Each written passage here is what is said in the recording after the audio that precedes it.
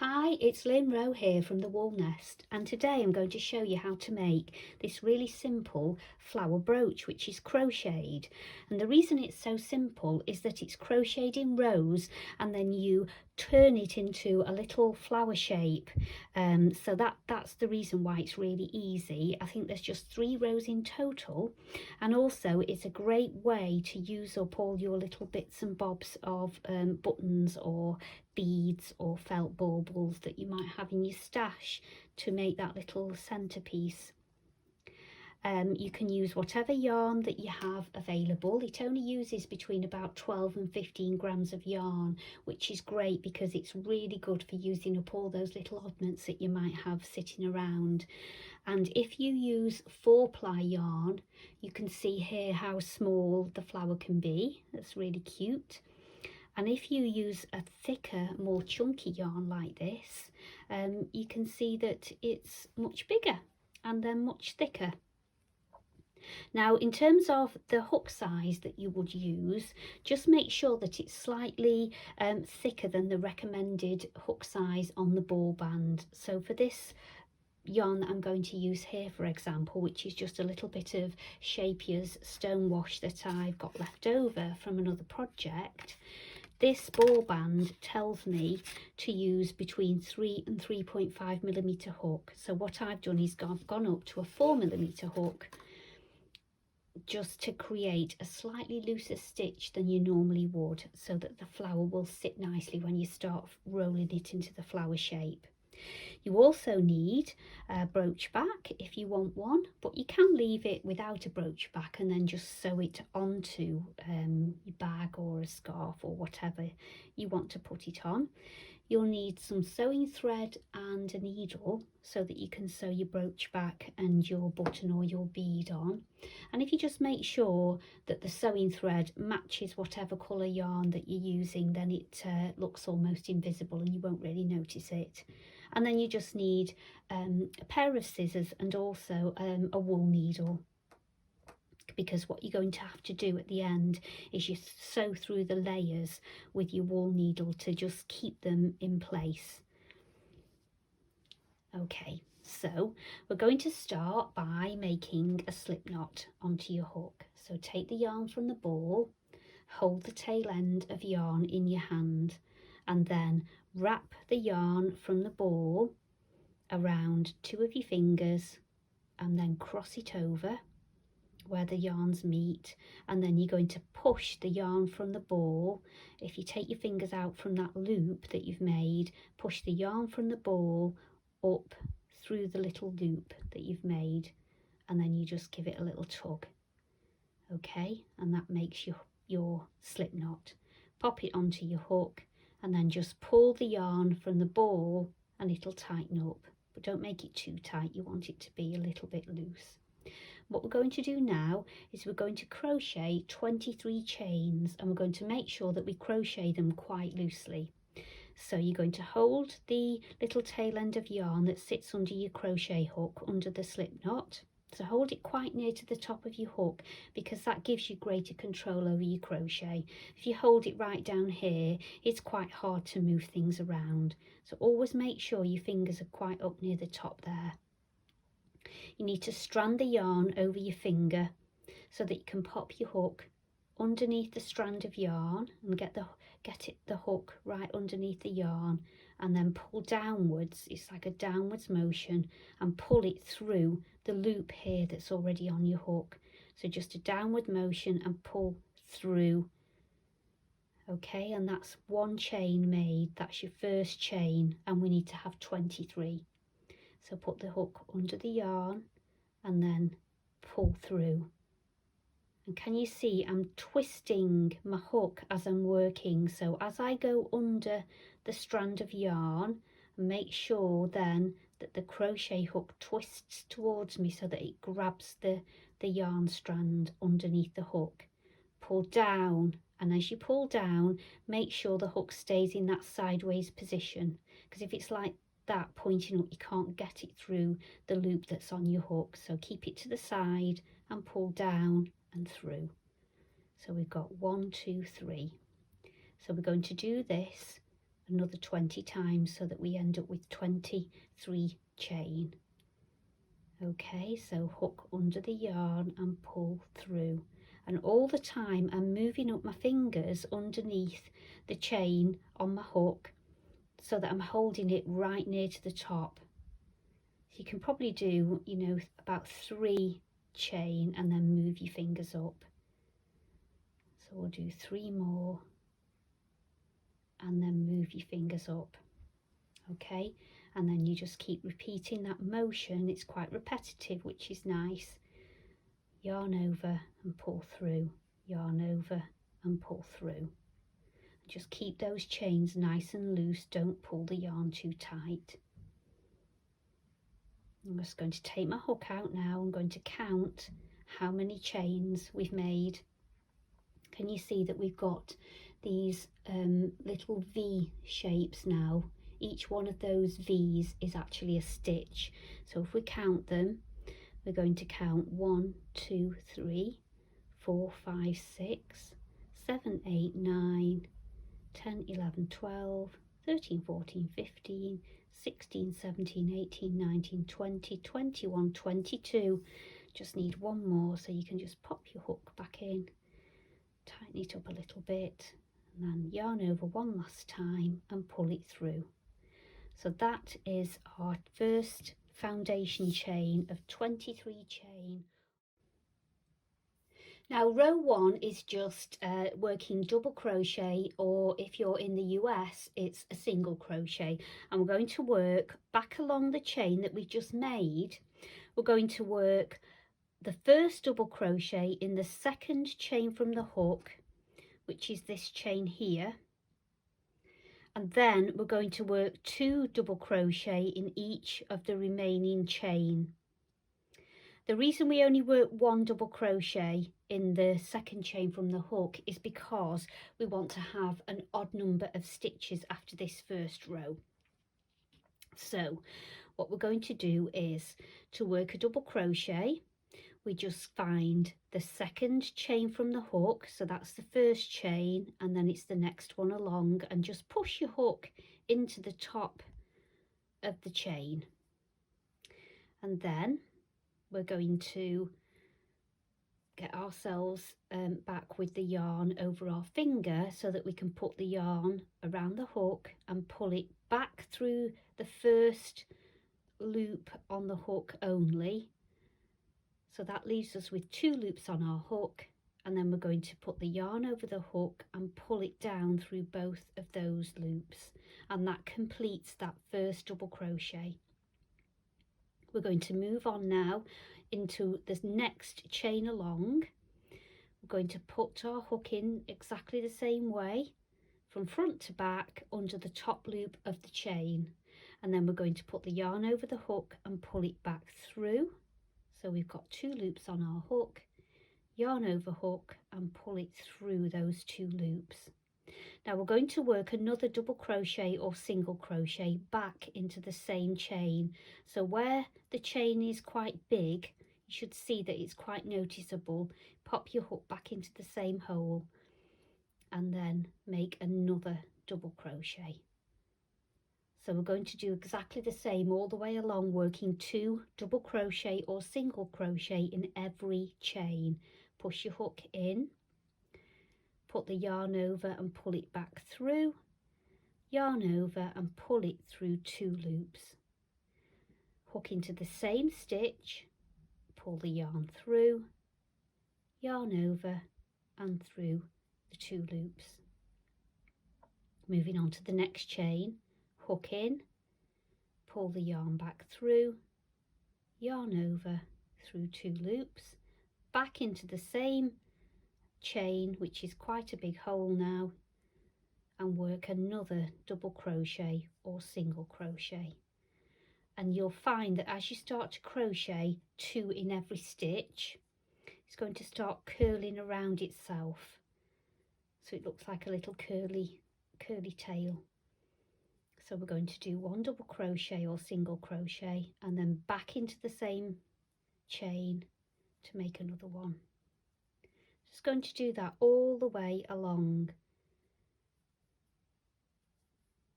one double crochet or single crochet, and then another one back into the same stitch. And can you see now, you can see here that it's starting to just curl up all on its own. That's because we're increasing.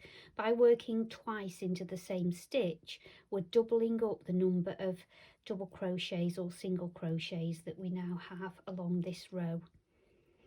And the reason why you don't just start off with a larger number of stitches is because when you come to roll up the flower, if we had a great big long starting chain, it wouldn't stay flat and it would just look not quite right. So we start off with the small chains and then we increase on this row by just working 2 double crochets in every chain all the way along. So I'll show you again. Put our hook into the stitch, put the yarn over and pull it back through the stitch. We've got 2 loops on our hook, yarn over and pull it through 2 loops, and that's your double crochet or your single crochet made. Hook in again into the same stitch, pull the yarn back through, yarn over and pull it through those 2 loops, and you just keep on repeating that over and over until you get to the end. This is a really nice way actually to make hair curls. If you were, say, making an amigurumi doll or something like that, you could make hair using this method of working 2 double crochet in every stitch, and you can see how curly it is. It just naturally curls up. It's really nice. Okay, we're nearly at the end, and we're just working 2 double crochet or single crochet in every stitch. And at the end, as I said before, what you need to have is the same an odd number of stitches ready for the next row that we're going to do. So we're nearly at the end. At the last, you can see the slip knot there right at the end, and we still need to work into that stitch, into the chain that's sitting above the slip knot. So hook in, pull back through, and then hook in again and work that last double crochet. So now we've got a nice little curly piece of crochet, and we're going to work the next row into each of those double crochet stitches. Now row 2 is quite easy because we're going to work double crochet or single crochet if you're in the US, and chain stitches. So we're not doing anything that we haven't already done before. So we're going to turn our work around. So now we're working back along the double crochets that we've just made, and we are going to make 1 chain just so that we can start the row. So you always start the row, if you're working double crochet or single crochet, you start the row with 1 chain just so that your hook is at the right height for your first double crochet or single crochet stitch. So we're going to do 1 chain, which we've already done. We're going to work 1 double crochet into the first stitch. So if you just bend your crochet towards you, again, you're going to see those V stitches along the top of your crochet, and that is where you put your hook under each part of the V stitch. So then you pull the yarn back through and complete your first double crochet. Then you're going to chain 3 to make a little loop, and then we're going to miss a double crochet, so we don't work into the next stitch, but we go into the next one along under both parts of that V stitch, and we work another double crochet or single crochet, and then we just repeat that all the way along. So we work 3 chain, we miss a double crochet, and then we make a double crochet or a single crochet in the next stitch. So we're making some really big spaces now, and this is where we're going to put the petals on the next row. So we will do 3 chain, 2, 3, and remember a chain is just where you pull the yarn through the loop on your hook. Miss a stitch, pop your hook into the next stitch along and work a double crochet or single crochet. 3 chain, 1, 2, 3, miss a stitch, double crochet or single crochet into the next stitch along, and you just keep doing that all the way to the end of the row.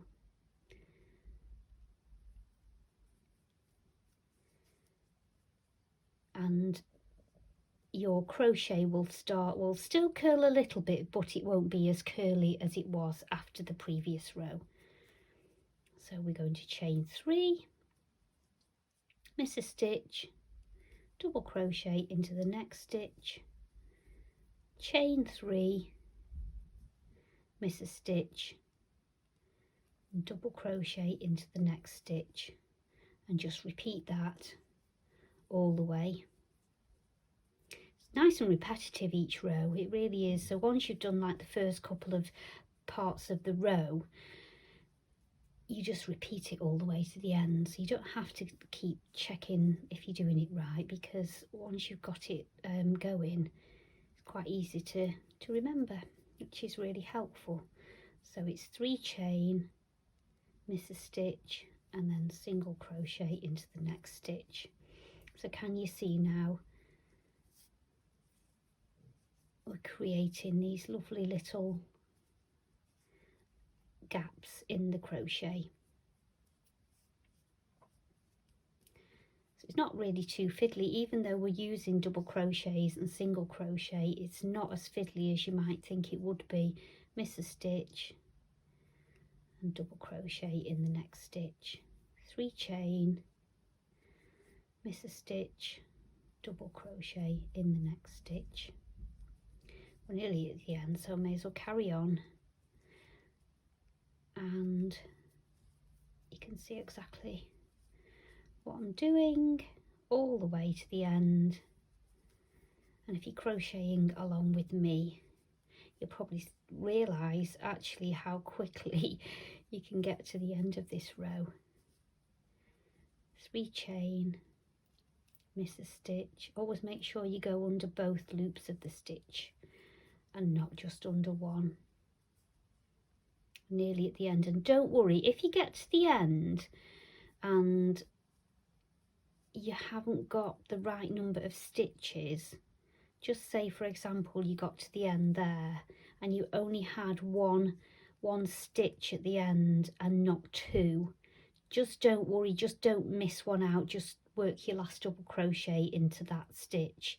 You know, it doesn't matter, nobody's even going to see that because it's going to be on the underside of your crochet, so it really doesn't matter. You don't need to unravel it and start all over again. So we've got to the end of row 2 and we've got all our little gaps ready for the petals to be made. And can you see already it wants to start, you know, curling around itself? So that's how the flower is going to look at the end, but it'll have the petals on. And that's why we started with that short chain and then worked those increases into that first foundation chain so that it sits like that when you're finished. So that's row 2 complete. And we are ready to do row 3. Now for row 3, this is really simple as well. It's quite repetitive and you can get going quite quickly once you realise what you've got to do. So we started off there with 1 chain. Sorry, I did that without saying, so I'll just undo that. So we start off with 1 chain and we turn our work, and now we're going to work into each of these big spaces. So it's really simple now because you're not fiddling around trying to get into a stitch. We're going to do 1 double crochet or single crochet. Now we're going to do 5 treble crochet. Now these are double crochets if you're a US crocheter. So for UK it's yarn over hook, in, put the yarn over hook and pull it back through so that you've got 3 loops on your hook. Yarn over, pull it through 2 loops, yarn over, pull through 2 loops, and that's your treble crochet or your US double crochet finished. Going to do another 4 into the same space, over with the yarn and in with your hook, pull the yarn back through, just get a bit more yarn, yarn over through 2 loops, yarn over through the last 2 loops. So that's 2 treble done.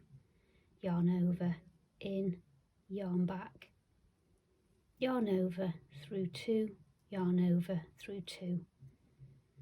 One more, yarn back through 2 and through 2, and one more treble crochet or double crochet if you're US, and that gives us 5 treble crochets, and then we do one more double crochet or US single crochet into the same space.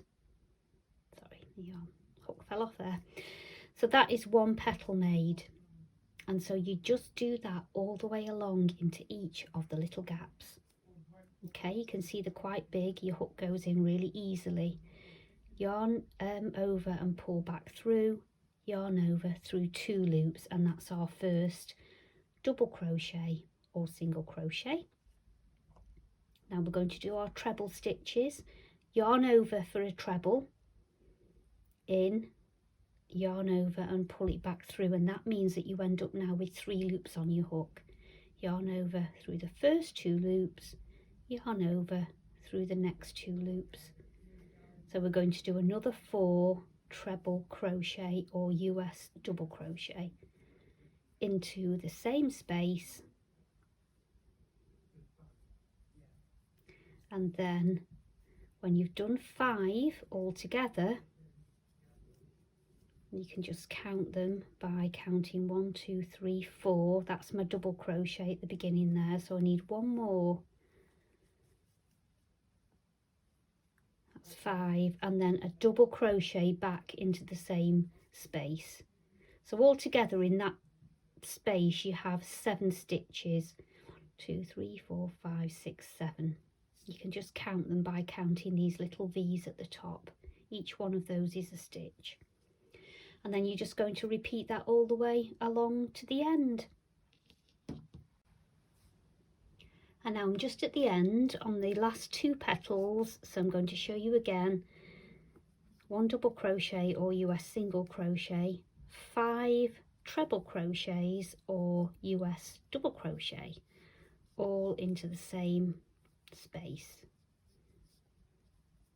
And don't worry if your tension's a little bit loose and your stitches are a little bit big sometimes. It just doesn't matter, because once you roll the flower together and sew it together, it just all looks really nice. So you don't have to worry too much. It's the perfect beginner's project, because you just don't have to worry about anything really, about having the exact right stitch count or anything like that, because you can just add a little stitch here and there.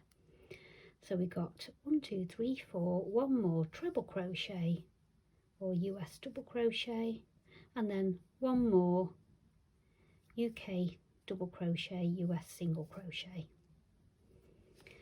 So when you get to the end and you've got all of your petals made, your flower will still be quite curly, and that's correct, so don't worry about that. So what we're going to do now is we're going to cut the yarn but leave quite a long tail end of yarn, because you are going to use this tail end of yarn to sew your flower together. So if you just pop the yarn over the hook and then pull it all the way through, and then just pull the yarn, and it creates a little knot there. So that's it. Either end of the flower can be the middle or the outside, but I tend to start with the long yarn that I've just left in the middle. And what we're going to do now is we're going to try and roll the flower, but keeping it flat at the same time, so that you get like a flat flower shape and not like a deep, so it's not too deep. So just take the petal and just pull it into a little curl, and then as you place each petal, just start turning the flower and unraveling this twisted bit of crochet, and you'll see that what's happening at the back is it's sitting quite flat. It wants to curl round anyway, so it's naturally going to curl into a little flat circle like that, and then you can just pull things into shape until you're happy with how the flower's going to look. I don't think there's really any need to pin it, because what you're going to do next is to just pop this yarn onto a wool needle and start to sew through all of these layers. So I think that looks quite nice there, doesn't it, do you think? So what I'm going to do now is I'm going to get my wool needle and I'm going to thread the end of yarn just onto the needle, and then I'm going to start by just sort of poking it down through the middle, and then it comes out through the middle of the back there. And so I'm going to just use big stitches, because it doesn't matter, because this yarn is exactly the same, it's the same colour, it's the same yarn. So just come up from the bottom and come underneath and start just sewing through the stitches that you can see at the base of the petals. You don't have to do too many of these, but you're just going to do running stitches all the way through all of the layers and just keep pulling it. Can you see I'm kind of going down into the V's of the stitches as much as I can, just so that they're secured in the flower.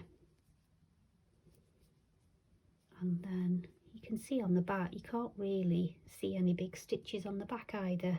And I'm not really, you know, taking too much time to make sure it's neat here. So it really is great. You know, if you're not experienced in sewing, don't worry at all. And all you're wanting to do is to just secure the flower so that the petals don't, when you let go of it, it doesn't all fall apart. So you can just check it now and again to make sure that everything stays in place. And then just keep going up and down and through all of the layers. And then once you're happy that you've sewn it all together in a nice way, you can decide then which button looks really nice. That looks nice, doesn't it? Or maybe that one. That's quite pretty, isn't it? And so then you decide which button you want in the centre, or if you want a bead, you could pop a bead. Can you see how nice they all look? It just seems to look nice with anything, really. Let's put a green one. Look how pretty. Oh, that's nice. Let's try that yellow one. No, I think I either like that one or I like that button, I think. I don't know. This is the thing now. I can't make my mind up. So I think I'm going to go with a button. So what I'm going to do now is I'm just going to fasten off this yarn underneath. Make sure I'm happy that everything's joined up nicely. So the way that I usually fasten off is I just wrap the yarn around my needle a few times, a bit like a French knot, and then it creates a knot, and then you can just weave through the bottom of the stitches a few times, give it a little tug, and maybe go the other way a few times. And then once you're happy that you're all secured, you can just snip that yarn quite close to your work. Okay, and then we've got to deal also with the tail end of yarn from your beginning chain. So again, you can just get that and come through to the back. Make sure everything's looking okay. And then just do exactly the same with that. Just pop the yarn needle through a stitch, wrap the yarn around the needle a couple of times, and then put your thumb on those little wraps of yarn and just pull really tightly to make a knot, and then just weave it all through.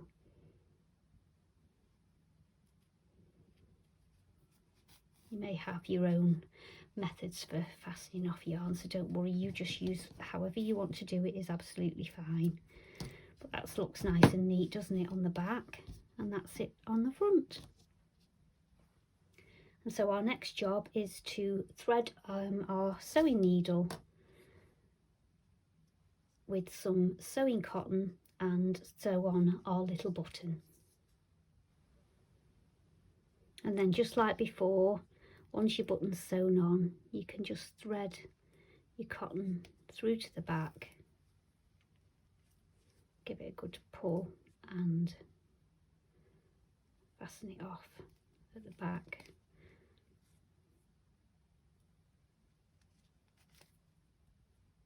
And just go through those loops. That's another way to do it, just create a little loop and go through the loops a couple of times to create a little knot. There we go. So that's the button sewn on.